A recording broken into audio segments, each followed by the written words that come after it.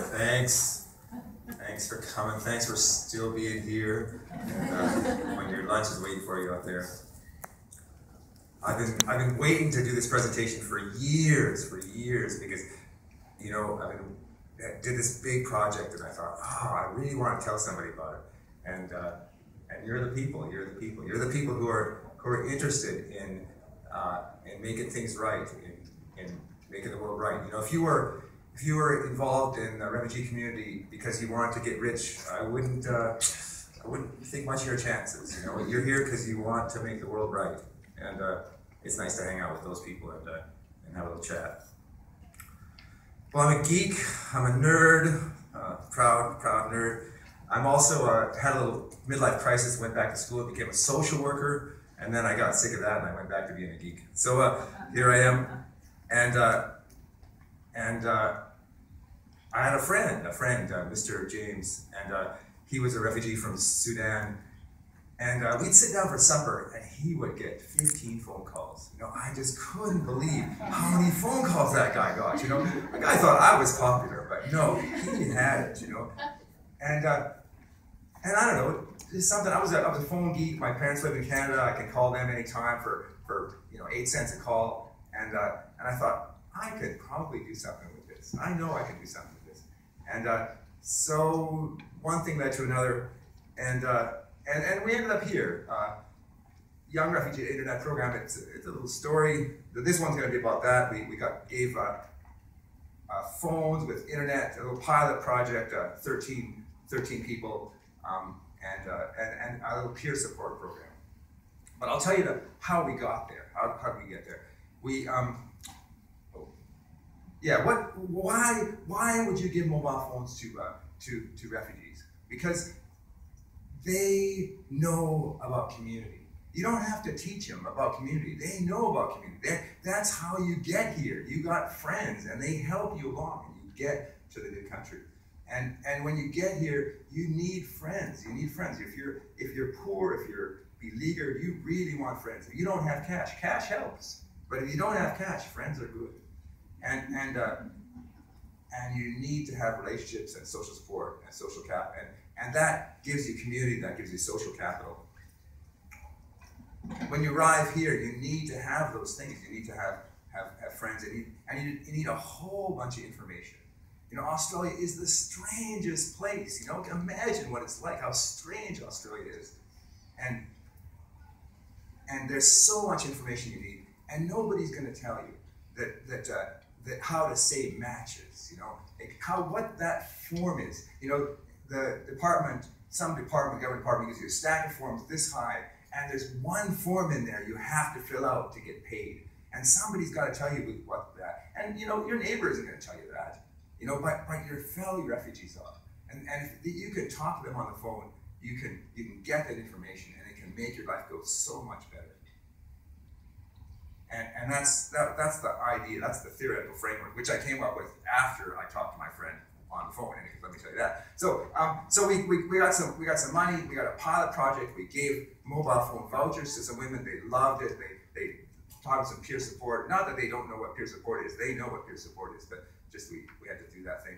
And then we got a little bit more money and did a little longer pilot, a one year thing.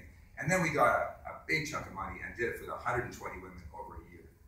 And that was amazing. That was an amazing thing. How did we do it with the adults? I'll talk about the adults first, and then I'll talk about the young people later, so you get a picture of the whole thing. The big thing is that, as you may know, capitalism will exploit anything that is exploitable. It is just set up to extract as much value from every possible thing on the planet.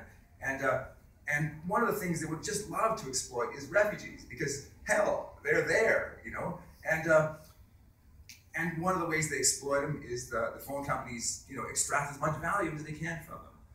And if you live in a community, and you do, and your friend needs a phone, and your friend says, "Give me your phone," you have to give it to them. You know, if you're a guy like me, you know, you just say, "Nah, I'm not going to give you my phone." But if you live in a community, if you're related to people, you got to give your phone. You got to hand it out, hand it over.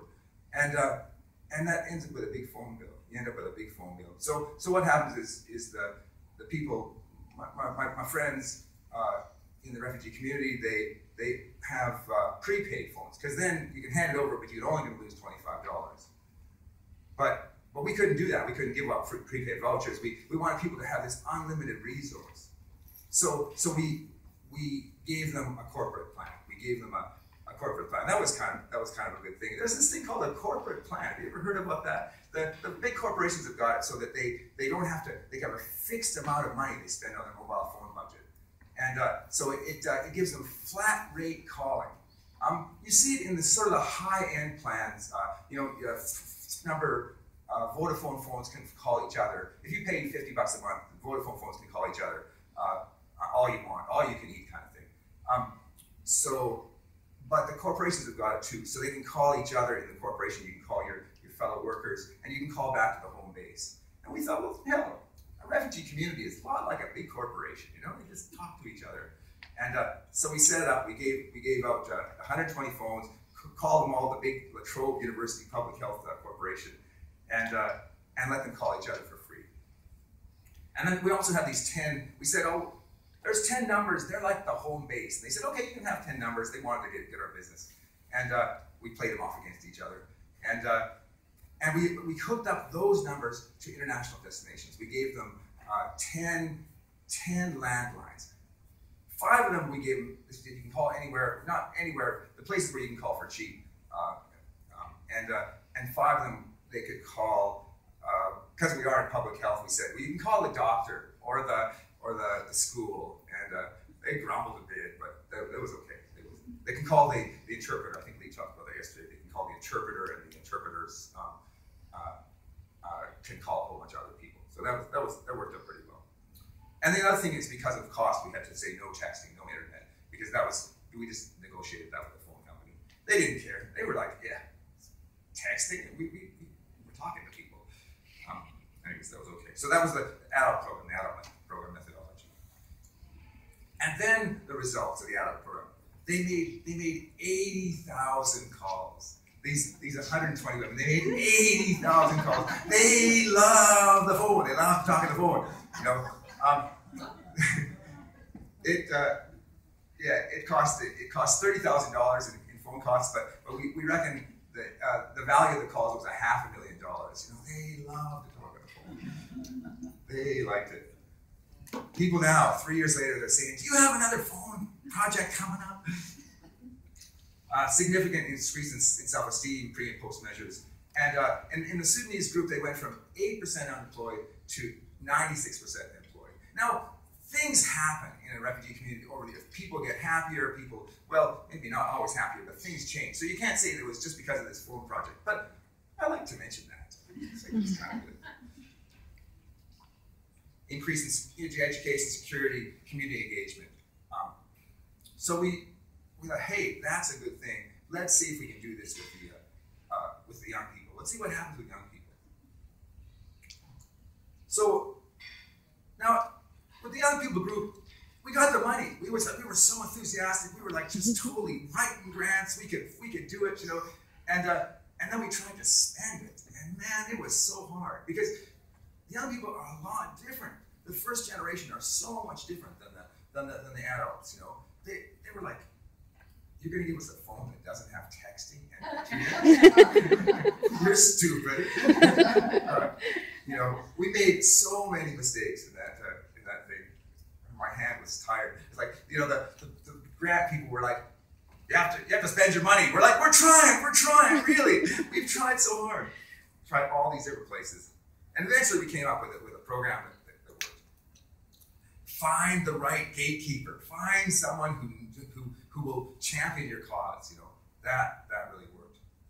And young people do use the phone a lot, but they don't use it for calls. They use it for music and Facebook and games. And so we had to put the internet on it.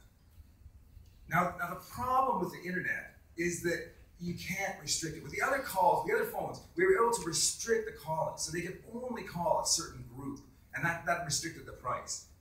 But with the internet, there's still no competitive pressure to make the internet be restrictable. So we tried. On the phone itself, we put in some technological restrictions so that they couldn't actually go past their 1 gigabyte limit. We ran a little program on the network. Okay, well, as I said, they didn't make calls. The adult group is the red line there. They started off making 4 calls a day, 5 calls a day per over 120 people average. And some people didn't even have a mobile phone before we started. Barely knew how to use a phone in the groups, in the adult groups. So you can see that people really made a lot of phone calls. And so there was this great unmet need for calling, a great unmet need for community and information, and so they called and called and called and called. And then over time, their lives got busy. There just wasn't so much time to call anymore after when you're busy, you can't call so many people. The young people, they at the start they were a little bit interested and they made some calls, but the calling wasn't that exciting for them. The average call duration also.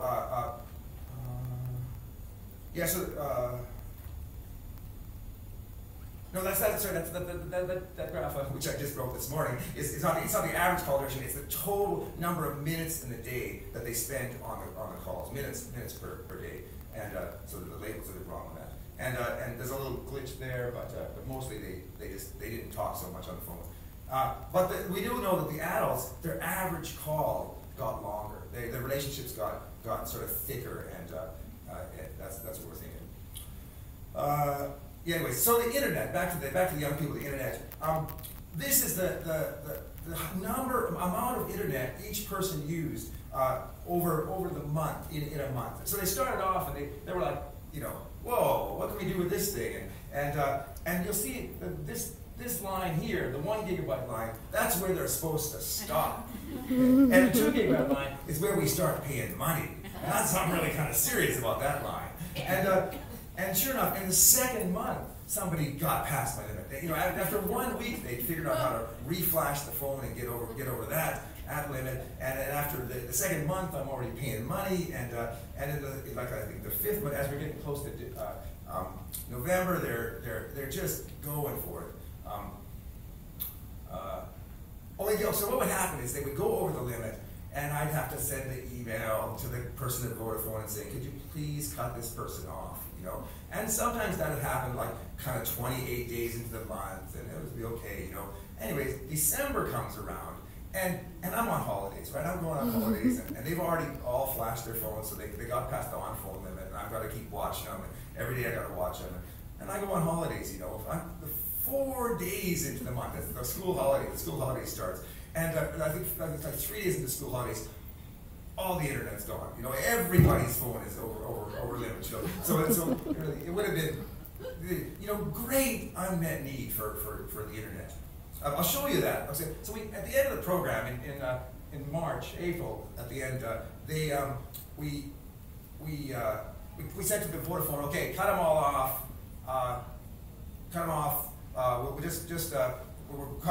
We're shutting down here. Cut them off, right? But Vodafone it's pretty lame sometimes, and they forgot to cut off one person's internet, and so that's what happened. That's the last one.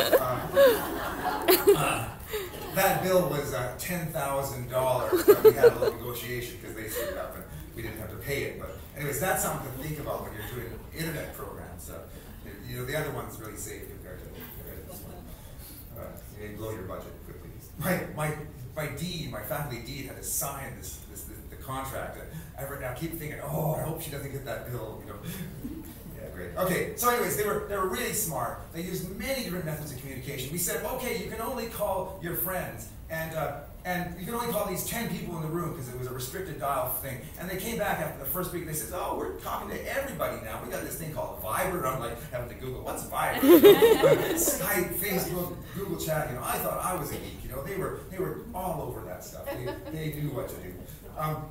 The phones were not used by a single person. They were used by everybody they knew, a collective use, a family internet point. You know, oftentimes the people would come to the group and they'd say, where's your phone? Oh, I don't know, my brother's got it or something, you know. And, you know, oh, my brother used up all my internet point, or all my internet this, you know. Oh, no, I didn't overrun it. It was my brother.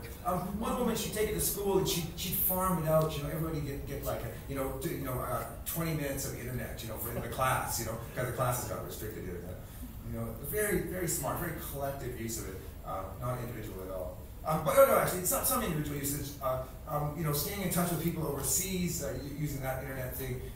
There was this phenomenon of the parents were scared of the internet. You know, playing games is okay, really, which I think is like a corruption of the mind. But the internet was scary, but the kids were able to manage the fear of the parents, you know, by lying to them and stuff like that. As they, you know, yeah. Anyways, finally, it's you know, it wasn't. We thought it was just going to apply across the board. That we'd be able to take this program and use it for young people, and it wasn't used in the same way. And you know, a big demand for telecom services that. Parents and children can get a lot of value out of mobile phones. Cool. Thanks. Oh, my time's up too. Excellent. Be quite happy to spread this around the country. You know, actually go out and set up such groups. I think they saw my first presentation where I said that we made $500,000 worth of calls, and they're not so. They don't. At first, it was $8 per person per month. So cheap like Borscht. And now they're up to like I think we negotiated $15 per person per month.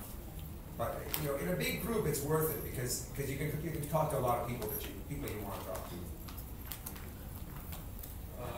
Okay. Hi, my name is Roberto Henry from the Kuku community in WA. My quick question would be a request to you. Can you please give me a telephone? Alright, very interesting. Kuku community doing very great. Just want to say the youth in particular are really doing very good in terms of education, health. Many of you have talked about one big trouble, parents. And in all summary of what you guys have said, I could summarize as parents being responsible. If a research could be done on that side in terms of the age determination, health, education, family communication, fostering well-being, healthy start, the resources like the telephones talked about, it's a weakness in the community. The parents don't be responsible on all this. So you're saying that the parents should take more responsibility for this thing? I wish they could do it. Yeah. Like so that the children can take responsibility to go to school, go to work or anything like that. But it looks like they tend to put back and give more task to their education, as one of the persons has talked about. But education starts from home. So in the group community, I don't see that happening yet. Yeah. So it's happening, but not to a good extent. So at least we need the research on parents' responsibility to children getting to school, work, like that. Yeah, and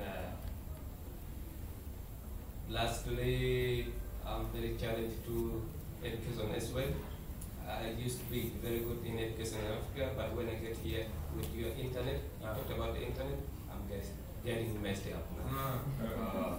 Trouble. Yeah. I don't know what advice you can give me after how to use the internet. Yeah. Sorry. I know to use the internet at workplace, which is very good, but in school, I found it difficult to use. But books, yes, because I'm used to it. So thank you, everyone. We keep chatting after this and get connected to the Kuku community, please. Right. Internet, sorry. Last quick question. My name is Manoj Pal. I do represent a community group made up of young migrants. Our community structure, we call it CSC, which is Community Support Group. So it's it's made up of people who've come up from different backgrounds at a younger age. Like him was 18, and then through what we went through, we try to make sure that our younger ones or younger siblings do not go through it. So my questions in regards to what you just spoke about was, would you be able to actually sort of do research in hand with us to identify some of the things that we have as issues in our community? And these are whereby some kids have gone to that extent of being kicked out of their houses because we have outsmarted our families in some way. We've integrated and we have known how to actually go about things. But then when a parent doesn't really understand, okay, there's a lot of things going on the phone and that's causing these issues of her coming out at home late night and stuff like that. And then you'd find those have led to a significant number of kids who either don't live at home or drifted away from the family environment. And it's been hard for us to actually put a focus on it because we don't have the infrastructure or even the ability to go about it. So I was going to request you to at least look at ways of maybe putting, shining a light on this problem that we have here. So I guess you're saying the problem is that the family, there's pressures making the family fall apart, and you're wanting to know how you can bring it back together. And most of the blame is on things to do with media. Yeah. So, yeah. However, I could tell you things, and it would take a long time, but putting it in perspective is what we want. Yeah. Well, we do need people who blame things. They need something. They want to have something to blame. So media is a. Unfortunately, someone gets the wrong side of the end for it because ending up on the street because you've got smart new parents and they don't understand what you're trying to explain to them is another thing. Seeing a young person on the streets and doesn't want to go home because he's afraid or either he's been told to look at the door. We don't want that to happen, so we'd like to actually share some ideas with the group that we have. You could probably come in and see what you can do with it, and then maybe we can educate our parents on what it is that they need to know and how they could tackle it. However, that's not something that we can even come to a point. We need something to be put forward to our parents in order for them to understand, and that could actually alleviate the issues that we have going on and maybe reduce the number of kids that are ending up on the streets due to that. Thanks for letting me. We need to